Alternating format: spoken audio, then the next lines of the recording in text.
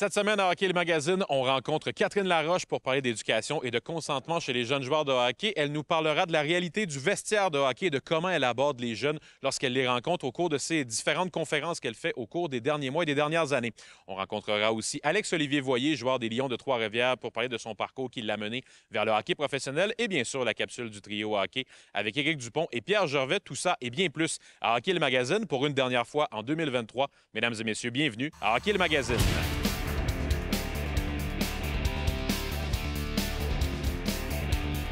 Hockey le Magazine est présenté par Sport Rousseau, Hockey Expert et l'entrepôt du hockey. En collaboration avec Accès Physio, ayez accès à la même qualité de soins que les athlètes de haut niveau. Et par Pierre Gervais en prolongation, en vente partout.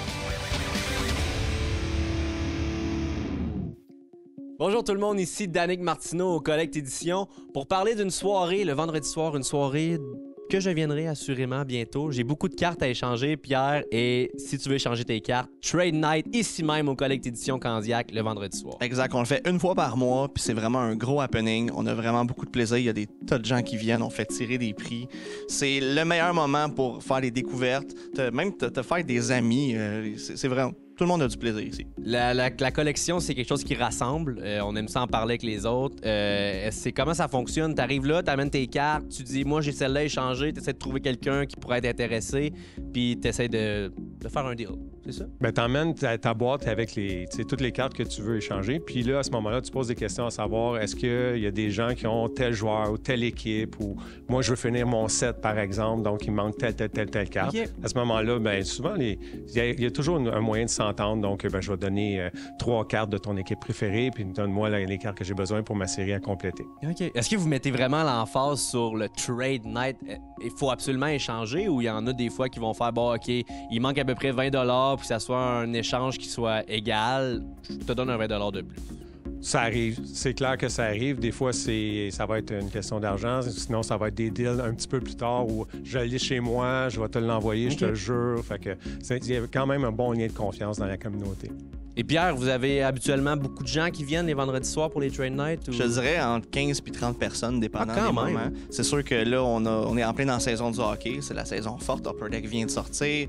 Les gens cherchent les Young Guns. Fait que, ouais, ça y va pas mal. Le premier vendredi après la sortie d'une boîte de Young Guns, il doit y avoir beaucoup de monde. En général, oui, ça bouge beaucoup. Que ce soit Series 1 ou SP Authentique, les produits super populaires, ben, les gens viennent parce qu'en plus, on fait des breaks en magasin pendant la soirée. Donc, c'est pas seulement on échange nos cartes, là. On fait tirer des trucs, des breaks. Exact, puis on fait même un gros pack war avec tout le monde où on fait tirer des affaires. Puis okay. On a beaucoup de fun. Très dynamique comme soirée. Exact. Et vous êtes sur place en magasin, donc s'il y en a des gens qui ont des questions, qui veulent avoir des conseils, vous êtes là pour aider aussi. Oui, on a remarqué que des fois, les parents venaient avec leurs enfants, puis ils voulaient justement s'initier. Puis à ce moment-là, on est là aussi pour les coacher, leur montrer un peu à savoir comment faire une collection. Puis ce qui est le fun, c'est qu'encore là, dans la communauté, tout le monde s'intéresse, puis ils vont donner des cartes de base aux jeunes, ils vont les aider, ils vont dire, ben, attends une minute, je vais essayer de te trouver pour la prochaine fois. Et c'est vrai que pour un parent qui peut-être veut épauler son jeune dans sa passion pour la collection, ça peut être un monde dur à comprendre. Donc vous êtes là pour épauler, pour aider, pour répondre aux questions. C'est génial. Exactement. Alors Pierre, moi tu le sais, j'ai beaucoup de cartes à échanger. Je devrais venir dans les prochains vendredis qui s'en viennent. C'est comment ça marche, là? Mettons que je suis nouveau, je veux venir échanger mes cartes ici. À quelle heure faut que j'arrive? C'est quoi les informations importantes à savoir? C'est vraiment pas compliqué. On l'annonce sur nos médias sociaux quand même plusieurs semaines d'avance. Okay. Ça commence en général vers 5-6 heures. Les gens commencent à arriver tranquillement, ils s'installent, mais tu peux passer juste un moment dans ta soirée, puis t'es pas obligé de rester pendant 5 heures, mais je t'encourage fortement parce qu'il se passe des choses. Donc, la meilleure façon de se tenir au courant, ça serait de vous suivre sur Internet. Les gens peuvent nous joindre sur nos réseaux sociaux, Instagram et Facebook, ainsi que sur notre site web pour voir l'horaire des prochaines activités. Génial. Très belle initiative. J'ai beaucoup de cartes à échanger. Je pense que je vais venir pour tous ceux qui en a beaucoup qui dorment dans les tiroirs. Là. Je dois pas être le seul à la maison. Là. Vous allez me voir la bête un vendredi, assurément.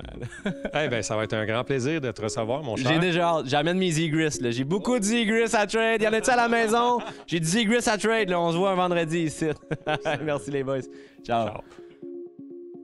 On est avec Sébastien Auclair de chez Accès Physio pour parler d'échauffement et de la différence entre un échauffement chez un professionnel et chez un amateur. Évidemment, chez un pro, Sébastien, souvent on va arriver plusieurs heures à l'aréna avant le match, une vingtaine de minutes sur la patinoire. Dans les ligues récréatives, bien souvent, c'est 3-5 minutes d'échauffement. Comment tu gères cet échauffement-là, selon toi, sur la patinoire dans une courte durée? Oui, effectivement, les gens ont tendance à négliger même parfois cet échauffement-là. On voit, hein, souvent au niveau amateur, les gens arrivent pratiquement, l'arbitre a le sifflet dans la bouche déjà, puis la partie commence tout de suite.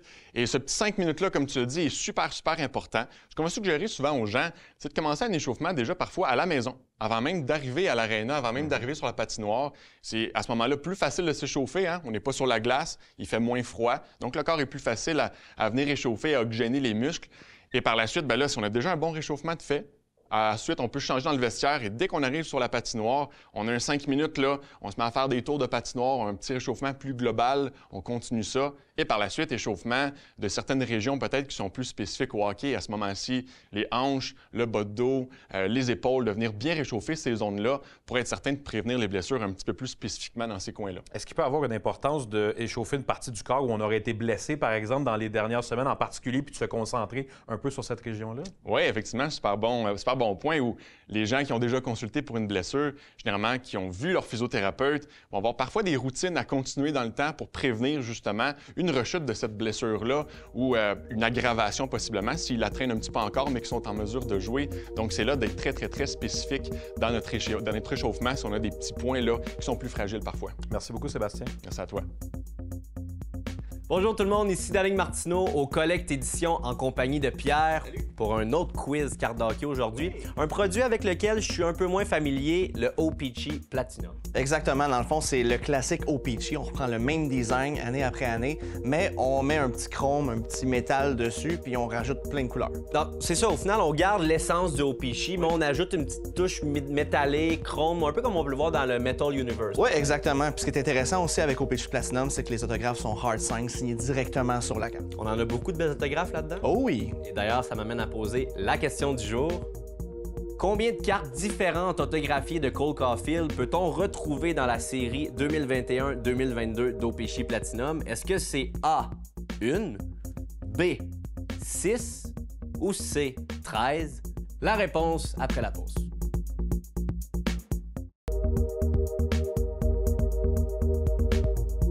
Avant la pause, on vous demandait combien de cartes différentes autographiées de Cole Caulfield peut-on retrouver dans la série 2021-2022 d'O-Pee-Chee Platinum? Et la réponse était 13.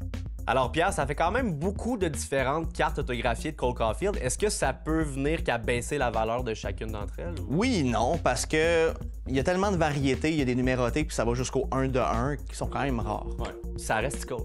Et ça reste Cole. Cole autographié, qu'il y en a 1000 ou qu'il y en a une, t'en veux une. C'est pas fâchant. Merci beaucoup Pierre. Merci. On se retrouve la semaine prochaine pour un autre quiz. On se retrouve cette semaine avec notre collaboratrice Catherine Laroche de Ego sans Ego. Catherine, lors de notre première entrevue, on a parlé un peu d'équipe en général. J'ai envie de t'amener au cours des prochaines minutes sur un suivi individuel parce qu'avec ta compagnie, tu travailles aussi de manière individuelle sur un suivi personnalisé avec les jeunes. Comment ça se passe d'abord avec ces jeunes-là lorsque tu les rencontres un à un? C'est pas du tout la même dynamique que de travailler avec une équipe en groupe. Comment ça se passe de manière générale avec eux? Mais souvent, ça prend un joueur pour comme influencer le reste, l'effet de groupe, bien évidemment.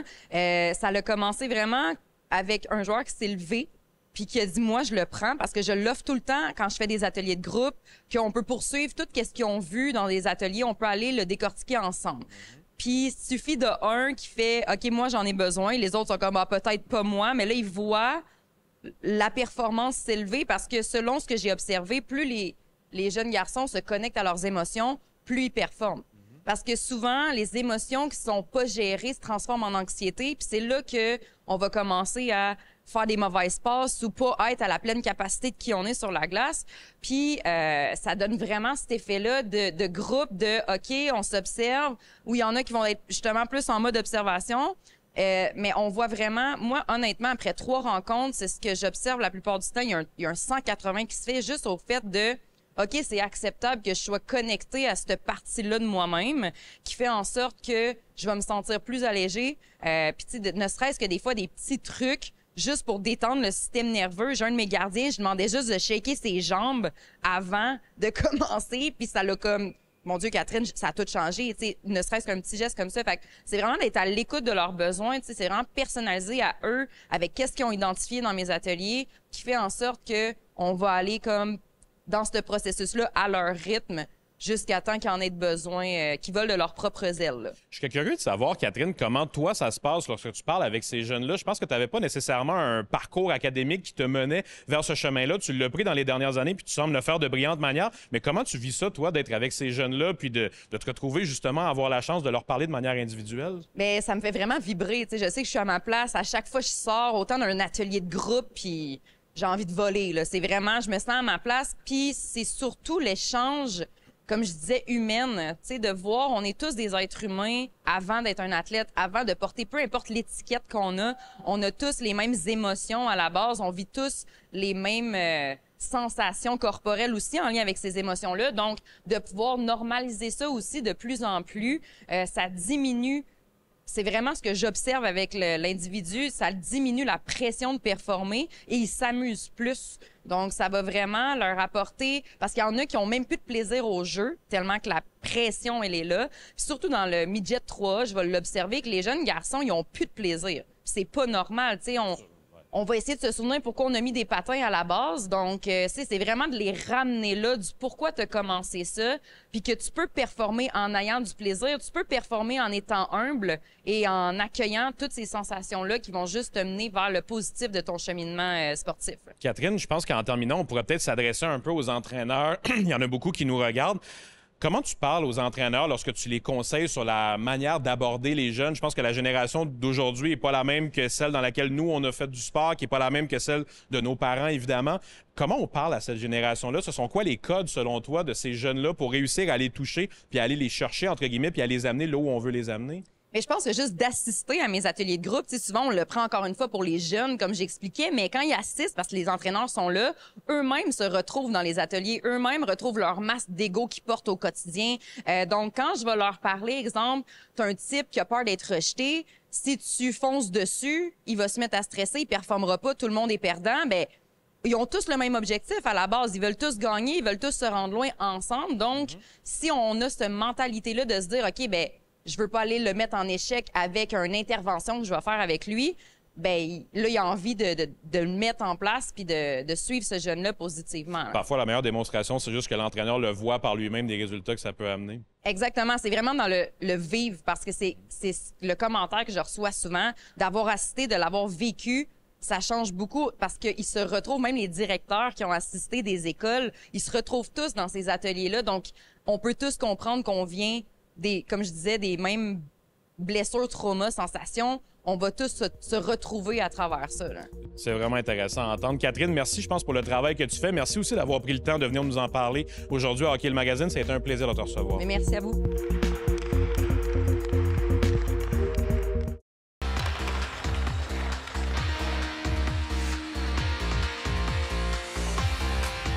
Cette chronique équipement est une présentation de Sport Rousseau, Hockey Expert et l'entrepôt du hockey. Bonjour à tous. Bienvenue encore une fois cette semaine, une autre capsule d'équipement très intéressante en compagnie d'Éric Dupont, le spécialiste de hockey. Cette semaine, on parle de hockey extérieur. Quelle joie, quel bonheur, sincèrement. Tout à fait. Puis le hockey extérieur, je pense que n'importe qui a joué au hockey ou qui a juste patiné à l'extérieur, quand il neige un petit peu, il fait -2, -5, c'est de toute beauté. Non, tout un bonheur. Pour toi. Puis, mais avant qu'on parle de produits ou de suggestions pour le hockey extérieur, toi, qu'est-ce que ça représente pour toi, le hockey extérieur? Tu as des souvenirs d'enfance ou de carrière, peu importe? Oui, moi, personnellement, j'ai beaucoup aimé patiner à l'extérieur. Je viens de Trois-Rivières. À l'époque, la Mauricie, le climat était parfait pour ça. Fait que j'ai passé beaucoup de temps sur les patinoires extérieures, même dans la rue, en face de la maison. Nos parents nous chicanaient. Aujourd'hui, c'est le contraire. Aujourd'hui, les enfants, il faut les chicaner pour sortir dehors. Puis à l'époque, ils nous chicanaient pour rentrer. Donc, on a passé du beau temps à patiner à l'extérieur. C'est vraiment impressionnant, bien le fun. C'est vraiment... Puis pour ça, il faut être bien équipé. Tout à fait. Ça prend des bons bâtons. Puis c'est sûr que pour le hockey extérieur, des bâtons, on peut utiliser n'importe quel bâton de hockey. Les bâtons qu'on joue avec pendant nos matchs, on joue au hockey mineur ou au hockey ligue de garage, peu importe. Mais c'est sûr que si t'es un joueur qui veut seulement jouer au hockey dehors, sur la patinoire de ton quartier ou une fois que tu as l'occasion en famille avec des amis. Mais c'est sûr qu'on a des options. On pense toujours, c'est sûr qu'on voit tout le temps les campagnes marketing autour des bâtons, des produits qui se vendent quand même assez cher, mais il y a des bâtons à tous les prix, peu importe le budget, on va trouver une option. Puis ici, on a 3 exemples. On a un bâton Sherwood Wrecker Legend 3, qui est vraiment une copie ou presque identique du bâton que Connor Bedard utilise. Mais c'est sûr que les technologies, le poids du bâton, la façon que le bâton est balancé, c'est pas tout à fait la même chose que le bâton de gamme, évidemment, puis il n'est pas au même prix non plus, évidemment. Mais pour l'extérieur, là, c'est parfait, c'est ça. C'est durable. C'est léger, ça se met bien. C'est parfait. Puis ici, on a un bâton aussi, True, un petit peu plus cher, mais quand même à un bon prix. Un True Catalyst 5X3, qui est probablement le bâton à ce prix-là le mieux balancé. Okay. Il y a un feeling de bâton très haut de gamme, mais c'est un bâton quand même à un prix intéressant. Puis un classique, le bâton Ripcord 86K, qui est encore un petit peu moins cher, est vraiment un choix populaire pour les joueurs de hockey extérieur. Donc, Cartier, tu as besoin d'un bâton. Souvent, les gens vont se virer vers ce genre de bâton-là pour le hockey extérieur. Pierre, tu parlais de quand tu étais jeune à Trois-Rivières, tu as joué au hockey extérieur. Mais moi, je me souviens parce qu'en 2016, j'étais là à Boston. Tu dois sûrement avoir des souvenirs avec le Canadien par rapport au match extérieur que le club a joué. Oui, effectivement. Puis Boston, d'ailleurs, tant qu'à moi, c'est le plus beau qu'on ait eu. La température était parfaite. C'était presque féerique. Il y avait quelques petits flocons qui tombaient. C'était pas trop froid. Le pire a été mon premier, à Edmonton. Il faisait tellement froid. Puis c'était le premier que la Ligue nationale faisait au début. Puis aujourd'hui, je vois les bancs des joueurs, je vois tout ce qu'ils ont appris, qu'ils ont développé pour ça. C'est vraiment impressionnant. Mais à l'époque, là, écoute, on gelait, on n'avait rien. C'était un mystère de savoir comment que les bâtons tiendraient, comment que l'aiguisage tiendrait. C'était vraiment, vraiment une aventure. Il faisait vraiment froid. Finalement, ça a bien été, puis on a gagné le match. C'est le principal. C'est ça l'essentiel. Puis c'est maintenant, encore à la classique héritage, il n'y a pas tellement... Dans l'Os canadien, il n'y a pas longtemps, on faisait encore référence au match en 2003. Ça fait 20 ans, des Canadiens contre les Oilers. Non, c'était quelque chose à l'époque. Ouais. Puis également, on a des gants qui sont importants. Effectivement, encore une fois, tu fais comme le même principe que les bâtons. C'est sûr qu'on a des gants haut de gamme, mais un gant plus bas de gamme, qui est confortable, qui est quand même chaud. C'est pas des mitaines, là, mais quand tu as une température pas trop froide, pas comparative à que vous avez à Edmonton, tu vas quand même rester au chaud, des gants confortables, qui ont une bonne protection. Pour le hockey extérieur, c'est quand même parfait comme produit. Ça, c'est quelque chose que nous, c'était un problème pour les matchs à l'extérieur parce que les joueurs étaient tellement habitués avec leurs gants. Moi, je me rappelle, j'avais acheté un paquet de petits gants très, très minces pour mettre à l'intérieur de leurs gants. Mais les gars, ça faisait... Tu sais comment ils sont, les joueurs. C'était pas le même feeling, c'était pas la même chose. Fait que les gars préféraient geler, avoir froid un petit peu, puis continuer avec leurs gants. Mais maintenant, c'est fait, là. C'est fait pour ça, là. Exactement. Même chose pour les patins. C'est sûr qu'on voit souvent, on dit « Ah, les patins, c'est extrêmement cher. » C'est sûr que le patin le plus cher, le plus haut de gamme, c'est pas donné, on s'entend. Mais tu as des patins comme ici, le Bauer X, que Bauer a sorti un patin qui est vraiment plus abordable, qui a quand même des technologies, un ajustement quand même intéressant, puis quand même, il y a un look. Selon moi, c'est à ce prix-là, c'est un des plus beaux patins. Pour les gens qui s'amusent dehors, qui veulent jouer au hockey, en famille, durant le temps des fêtes, comme on est présentement. Exact, c'est en plein ça. Il y a des additions intéressantes. Ça, chez Bauer, CCM, même True pour le hockey extérieur. Évidemment, un bon aiguisage, puis t'es bon pour des heures et des heures de plaisir. De peu plaisir. Exact.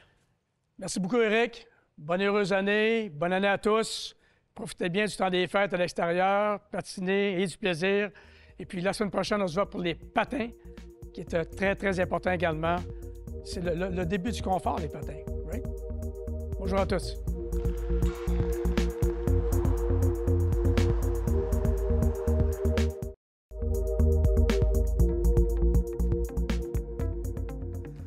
On se retrouve cette semaine pour notre segment Parcours vers le hockey professionnel avec le joueur des Lions de Trois-Rivières, Alex-Olivier Voyer, qui est avec nous.